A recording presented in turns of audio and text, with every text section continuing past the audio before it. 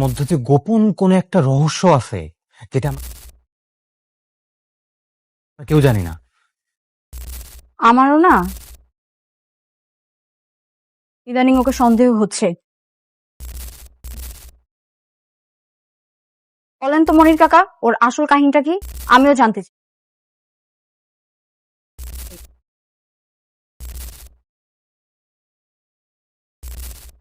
আসসালামু আলাইকুম বন্ধুরা, আশা করি আপনারা সবাই ভালো আছেন। আপনাদের দয়ায় আমিও ভালো আছি।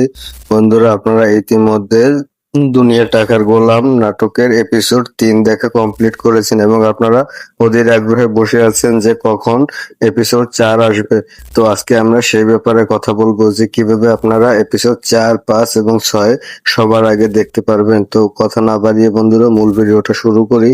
তো ভিডিওটা শুরু করার আগে একটা কথা বলি, আপনি যদি আমাদের নতুন দর্শক হয়ে থাকেন তাহলে অবশ্যই চ্যানেলটা সাবস্ক্রাইব করবেন, আর যারা পুরনো সাবস্ক্রাইবাররা আছেন তারা অবশ্যই কমেন্ট করে জানাবেন কে কত নাম্বার এপিসোড দেখতে চান, আমরা সেই অনুযায়ী এপিসোডের আপডেটগুলো দিব।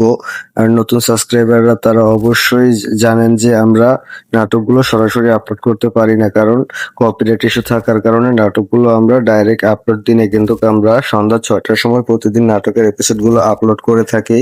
আর কে কোথা থেকে ভিডিওটা দেখছেন অবশ্যই কমেন্ট করে জানাবেন, তাহলে আমরা বুঝতে পারবো যে আপনারা আমাদের নিয়মিত দর্শক। আমরা আপনাদের চাহিদা অনুযায়ী ভিডিও তো বানাবো এবং নিজেরা উৎসাহিত হব ভিডিও বানানোর জন্য।